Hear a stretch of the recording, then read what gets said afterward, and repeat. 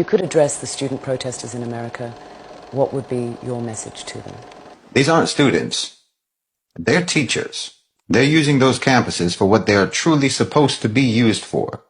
Education, refinement, upliftment, intellectual, cultural, and moral excellence. For taking people out of ignorance into understanding. No one's doing that on those campuses more than those young people today. Those protesters. They're teaching their own professors. They're teaching their own faculty. They're teaching their own administration. And they're teaching their whole society, their whole so-called civilization. And no, this isn't a civics class. It's not a political science class. It's not an economics class. It's not a class about international affairs or about history. No. They're teaching an anatomy class. And they are dissecting American empire. They're dissecting colonization. And they're showing you the human biology of racist colonialist oppression and the tumor, the malignant tumor of Zionism. And they're teaching you how to remove it. They're teaching you how to remove that tumor. They're teaching a class on the surgical extraction of an ideology that has metastasized in the American body politic for over 75 years and that has been steadily destroying that country for decades. Little by little, but faster and faster with each passing year, moving even more rapidly, spreading even more rapidly in the past 6 months. And yes, they're teaching you that this tumor developed because the body was susceptible to it, because it was unhealthy to begin with.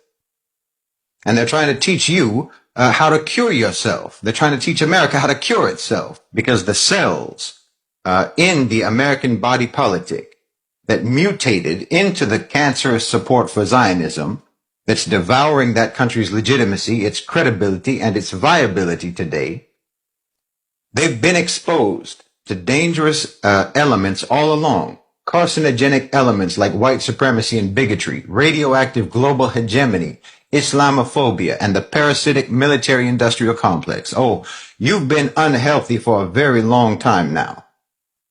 And now that tumor is eating you alive. And those students who are the real teachers of Columbia University, of Harvard, of Berkeley, the Ivy League, and every other university campus that's involved in the protests, they're trying to teach you how to finally save yourselves. But we all know you're going to fight it.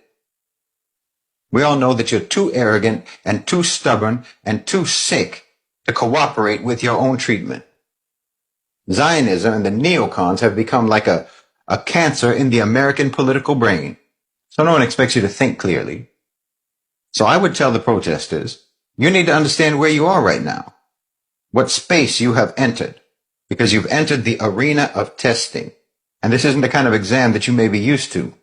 Now, this is the arena where your conviction is going to be tested. Your resolve is going to be tested. Your commitment is going to be tested. Your determination is going to be tested. And as is appropriate for the prestige of your universities, this test is going to be rigorous. They're going to try to make you do one of two things. They're either going to try to make you give up, or they're going to try to make you sabotage yourselves. And they'll do this by violence. They'll do it by punishing you. They'll do it by rejecting your demands, by threatening you, by vilifying you, by misrepresenting you, by lying about you, by trying to make you think that they have the power to steal your future from you. Basically, they're going to do this by treating you the way the Zionists treat the Palestinians. But I'm telling you, what you're doing is transformative. And I'm not just talking about how what you're doing is something that will transform your country. No. I'm talking about how what you are doing has already transformed you. Once you decided to do what you are doing, you're more than what you were before. You're more than what you were before. You're more than yourselves. What you're doing is bigger than you, and that makes you bigger than your own selves. I'm telling you, you are an instrument collectively. You're an instrument for justice. You're an instrument for humanity. You're an instrument for peace. And yes, I'll say it, you're an instrument of God. Your protests are an instrument of God, of Allah subhanahu wa ta'ala, the God of the Muslims, and yes, the God of the Jews, the God you may or may not even believe in, but he's using you nonetheless. You and your movement are in part an answer to the millions of prayers that countless families in Gaza offered, not just for the last 6 months, but for the last 75 years. And this is how Allah subhanahu wa ta'ala keeps the unjust in check by means of the just. This is how he helps the oppressed by raising up people who will defend them. So if you understand that, then you can understand that you are not actually the ones being tested. You're the ones administering this test. America is not testing you. You're testing America. Because that's what you are for your country. You're a test for your country. You're a test for your society. You're a test for your people. They're being tested with you, and truly, their future depends on whether they pass this test or not.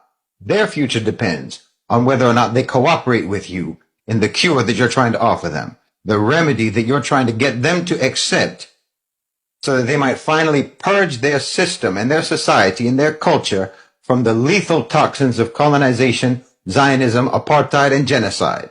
I know that they're telling you that you're going to be suspended. You're going to throw away your education. You're going to throw away your opportunities, throw away your future career, your freedom, your privilege, and so on. But believe me, that's delusional. They're in no position to threaten you. Well, how are they going to threaten to take away your future when you're the one who's offering them a future? Because there is no future in Zionism. There is no future in American or Western colonization in the Middle East or anywhere else.